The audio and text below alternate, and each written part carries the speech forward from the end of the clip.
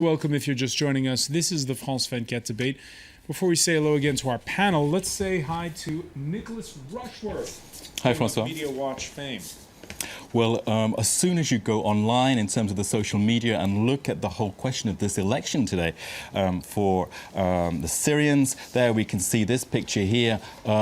Syria hashtag blood elections. So that's the first thing I came across when I set out online today in terms of the visual side of it. There we can just see that picture there, the hashtag blood elections. Now, if we go to this tweet here, we can see that there is in fact another hashtag, which is the one that Bashar al-Assad wants us to talk about, which is hashtag Sawa. Sawa meaning together, which is his campaign slogan, isn't it? And of course, one thing that we can definitely say is that Syrians are not together as far as the vote is concerned. Let's have a look at that cartoon there, which is one of the ones syndicated worldwide. The cartoonist there is saying, this box, if you're for me, vote Assad. On the other hand, what have you got? A coffin. So, of course, depicting the very terrible situation that we've got for Syrians. All right, and we were mentioning in part one of our discussion how the Russian observers got a hero's welcome. Well, they did, and they're not the only observers on the ground. This is a tweet here talking about the North Korean observers. We've actually got North Koreans and Iranians and observers from Zimbabwe as well. But look at that, North Korean observers, they must be aghast because, hey, 100% is the normal result for their president, and they have to have, well, at least 100% turnout. So we've just seen in Egypt, what is it, 96%? 96.9. Yes, exactly. So a lot of people voting for him. Let's just go to this one here. This Voice of Russia radio is saying that everything is going tickety-boo. The vote is really well organized there. You can see properly. Voter turnout is high as well. So, of course, we've had that whole question of, these deep divisions in Syrian life. Obviously, today, the people who are supporting Assad have been voting with their blood, haven't they? Been actually saying Some we're people so literally have done it. Yeah, exactly. They have been saying we are so emphatically in favour of him that we will give our blood for that at the ballot box. Now, this is a website, syriadeeply.org, and it's saying that here, the broader message is that what Assad is doing here is saying that I am in power, I am not going away, I am going to be here. Here, let's have a look at that. Here we've got a picture that's making a lot of the buzz, the selfie. That is a man who is confident and he's tapping in to, what is it, the theme of the year. He's had selfies all year and now you've got one with him. So, all right, well, many thanks, Nicholas Rushworth. That idea of Bashar al-Assad, the message that he's giving by organizing this poll, we're going to talk about it in a moment with our panel. Let's first welcome them back. We're joined from Sydney, Australia by Mimi Allaham of the pro-Assad National Union of Syrian Students, from Limassol in Cyprus, Fahed Ibrahim Bacha of the Opposition Union of Syrian Democrats, Franco-Syrian photojournalist Amar Abed Rabo, and political scientist Julien Theron, who teaches at the University of Versailles. Amar, I know that you're just back from the Cannes Film Festival. Syria was topical there. Yes, there was an amazing moment with the Syrian director, Osama Mohammed, who came with another Syrian director. There were two to direct documents. She was coming from Homs, straight from Homs to Cannes. And she had an amazing moment where she was totally crying because of the Cannes applause and receipt. I think it was, what, in a matter of like 48 hours, she went from being under the bombs to being on the... And she was starving there, so she was really very weak. She wasn't very... And the movie called Silver Water, unfortunately, I couldn't watch it because you were busy working. It's always busy working in Cannes. But everybody who saw the movie said it was amazing. So, Julien Theron, I want to get your reaction there to what we just heard about the reason why this election matters to Damascus. There's organized elections because the international community said, actually, your country is a dictatorship and you're killing your own people. There won't be any elections otherwise. And actually, it's a classic trick of propaganda to say, when the international community says your country is a dictatorship, the dictator and says, well, actually, your democracies are worse because they are turned by medias and there's lobbies heading you and so on. And we've heard 5 minutes ago, actually, one of the most curious statements saying that actually the lobby from Israel would influence the United States to back the jihadi in Syria, meaning that indirectly Israel would back Sunni jihadi, which is actually completely weird, of course. The other thing I've heard as well. But is there not the fact that it is a way of not just cementing his power, but a way of showing the West and the outside world, look, the tide has turned in my favor on the battlefield? Well, first, jihadi have been manipulated or backed by both sides inside the civil war. I mean, that's the reason why we have Daesh, the Islamic State in Iraq and in Syria on one side, and Jabhat al-Nusra on the other one. So jihadi are actually a kind of asset that they use to promote a radical engagement inside the conflict. So actually both sides use it, but the West tries to be prudent regarding to that, and that's why the US and France and other Western countries do not give like the full technology of weapons to the rebels, because they are not sure of which hand will grab them.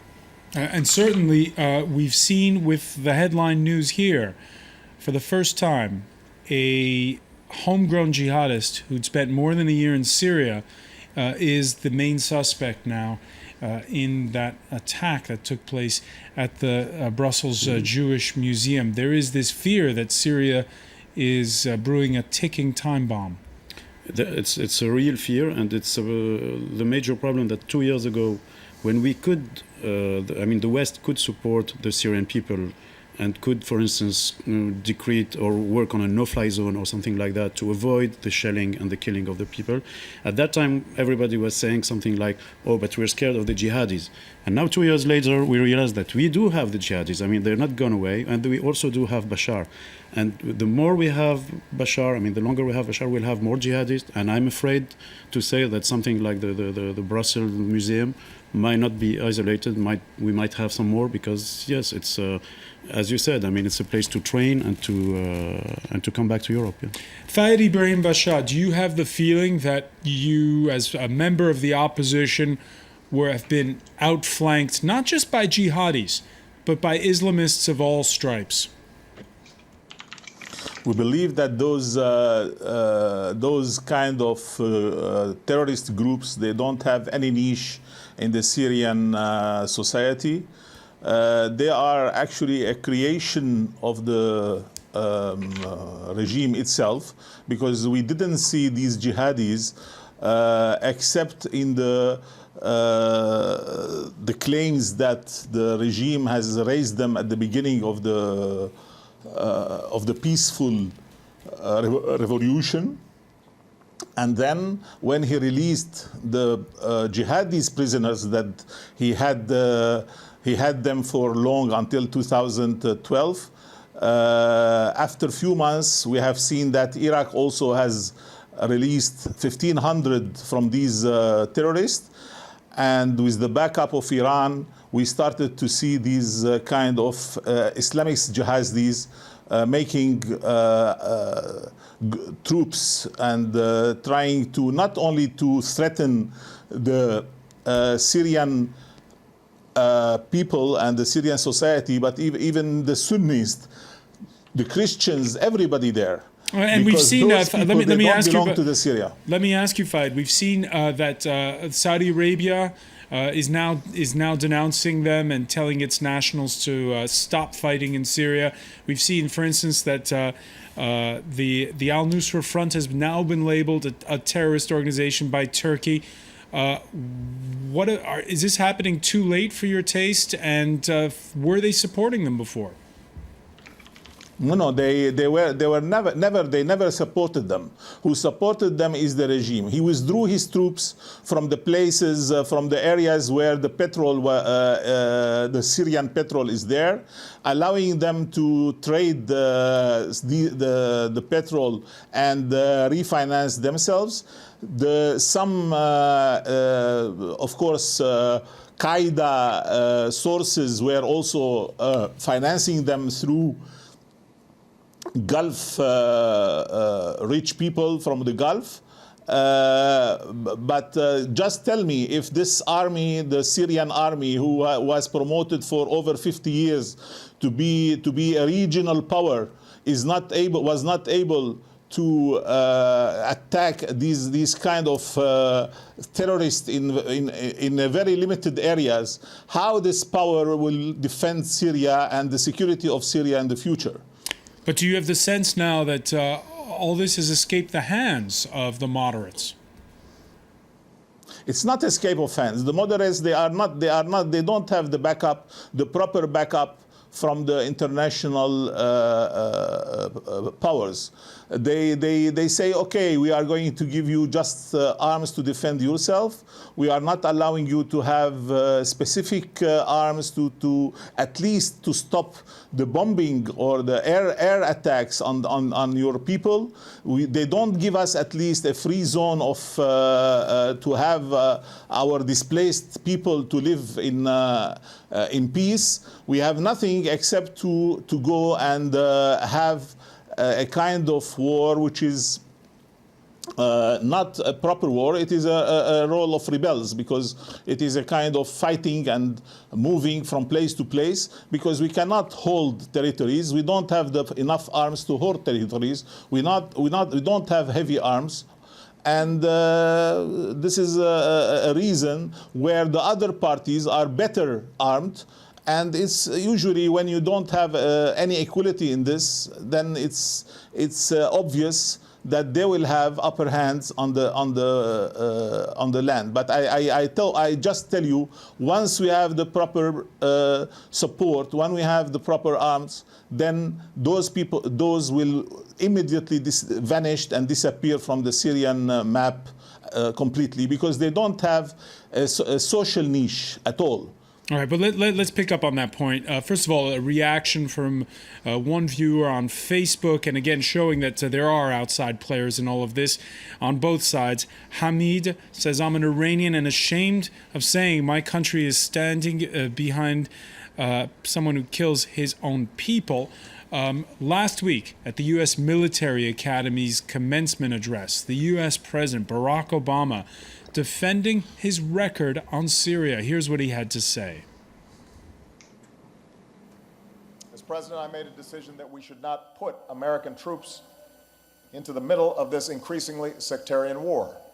And I believe that is the right decision.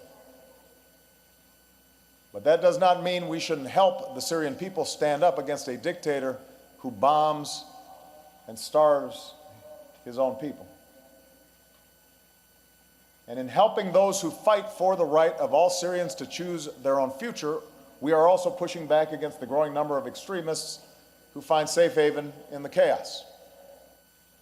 I will work with Congress to ramp up support for those in the Syrian opposition who offer the best alternative to terrorists and brutal dictators. And we will continue to coordinate with our friends and allies in Europe and the Arab world to push for a political resolution of this crisis. A political resolution to the crisis. Lots of questions when you hear Barack Obama speak. I'll put it to you first, Julien Theron. First of all, when he talks about helping the opposition, and you just heard there Fahed Ibrahim Bacha saying, if only we had the right equipment, it would all change in a hurry. Yeah, is sending more weapons part of the solution? And that's question one. And question two, how do you get a political resolution? I think there's 2 points to see. First, we often hear that the opposition is divided. Well, that's a good point. That's the main purpose of a democratic opposition, to have several voices, to have a unitarian opposition with just like face two different systems. But the problem you have right now is that if you give weapons to one, they may wind up in the hands of another. The problem is that we were late. We were late in our support. for democratic elections, for military intervention, and to afford arms to the rebels. And I do not completely agree saying that all jihadi come from the regime. There's also some backed by the Gulf countries, and some probably who come from the very harsh conditions of living, because when you're bombed all day long and that your little brothers and sisters are bombed, you can't understand that, and it favor radicalism. So all those topics brought actually jihadism inside Syria, even though it's traditionally not at all a radical country, of course. But the point is that who to back and what to do now? Well, it's very simple, actually. Nobody wants to hear it because nobody wants to proceed to that. But it's very simple. There's an international law organized around these kind of situations. And the international law says, in this kind of matter, well, actually, the international community decides to send some blue helmets over there. So you'll tell me that, yes, but the Security Council doesn't want it. And there's a possibility through the General Assembly to actually grab the right to access to a decision regarding to security and peace. So it would be possible. And that's actually what it need to be done, actually, peacekeepers in Syria. Mimi Allaham, do you agree that the solution might be at the United Nations?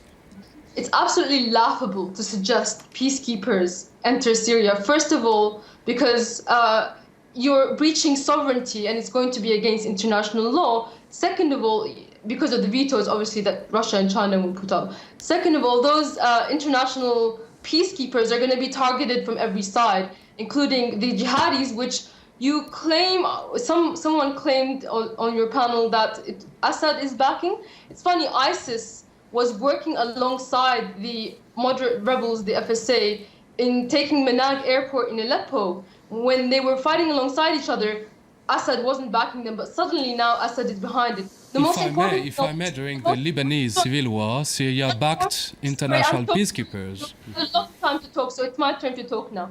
Jamal Mar'ouf, the leader of the Syrian Revolutionary Front, who the US upholds as a great moderate rebel example, and the only perhaps moderate rebel example, told The Independent that he has no beef with Al-Qaeda. He's not fighting Al-Qaeda. It's not his problem, because he's fighting alongside Al-Qaeda, Jabhat al-Nusra, in many battles. You only need to look at it, a little bit of research to see this for yourself. You know, this is the idea that there are moderate rebels in Syria is the greatest joke of the century. If France is so convinced that the Syrian elections are illegitimate, then why do they not let the Syrian people vote in the embassy? You need to learn to respect people's sovereignty. Amar Abed Rabo, I'm very happy to have lessons in democracy from this lady. It's great. All right, but let me ask you: when last time you were in Syria and you witnessed the fighting firsthand, what kind of people were out there? To be honest, the Free Army has weapons Kalashnikov that are sometimes 30 or 40 years old. They have, you take 10 people, you have 10 different uniforms. They are, I mean, it's not at all what we hear from here and there that they've been equipped by the Americans or by the Saudis or by I don't know who. And when you hear Barack Obama there talk about, yes, when you hear Barack Obama talking about pledging more aid to the rebels, do you believe him? Unfortunately, I believe what I see. I didn't see anything. I hear a lot of things, but I didn't see anything. That is the main problem of the relation between the West and Syria. For the last 3 years, the same message that was sent to Bashar is go on. And could part of the reason why you don't believe Barack Obama be that right now we're in a situation where it's so volatile, it's so unclear who would fill the power vacuum in Damascus, that for now people in the West prefer the devil they know to the devil they don't know? Yes, but the more they wait, the more it's totally uncontrollable. There's not one devil, there will be 2, 3, 10. That's a very tough situation. As I told you, if there is a clear message saying to Bashar, stop, he will then maybe consider talking with his own people. As long as we say, go on, you can kill them, you can do whatever you want, we will shout, we will complain, we will protest, but we won't do anything really bad for you. So then why should he stop? At one point, I believe the first one to use the expression was Hillary Clinton, talking about regime change in Damascus. Fahed Ibrahim Bacha, we're not hearing that so loudly anymore.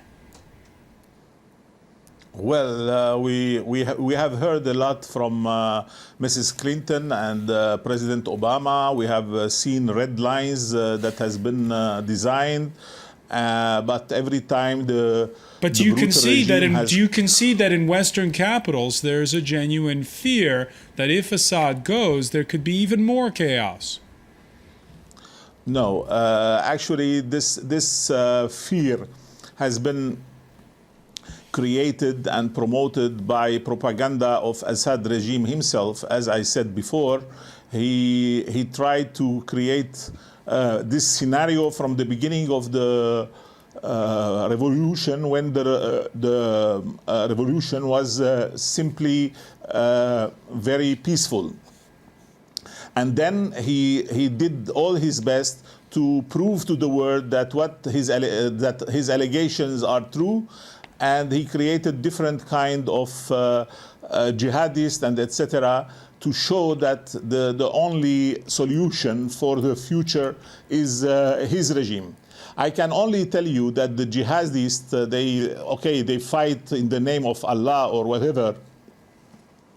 We have heard some slogans of Bashar's fans today saying Allah, Bashar, and Syria.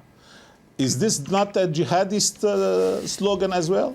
When they put God and then Bashar and then Syria. When they said Bashar forever or we burn the country. What means this? This does mean at all simply that there are more jihadists and more radicalists than anybody else. Now, what we want from the West, what we want from the world, is not just words. We don't want them to say, yes, we are supporting the opposition. We want actions. They have not only from the humanitarian point of view to stop this massacres that is going every day, every night. 1 million of children has been killed so far, or tortured, or has been displaced. These people, plus the other millions of women raped, everything what has happened is really shame for the international community to leave this to happen and continue to happen. Actually, let me bring in then Mimi Al-Laham on that and just get your reaction. You know, I think the fact that the U.S. hasn't done anything is because there are limitations to what was available for them to do. Syria is not a weak country, and the U.S. is used to only attacking weak countries like Iraq and Afghanistan. The main objective in the U.S. had for Syria was to disarm Syria of chemical weapons. They've been talking about chemical weapons since before they were used in 2012, and they've been talking about them since 2003 when they asked both Assad and Gaddafi to disarm. Gaddafi agreed to disarm. Assad did not. And as we saw what history showed, the U.S. found it in its power to invade and attack Libya. So the fact that the Obama put this red line up was to try to arouse a chemical weapons attack by the rebels so that the US can take them away. It's not about children. This is politics. They don't really care about the Syrian people. They see that Syria and the Syrian people are their enemies because they threaten the Zionist entity, which is the US's ally.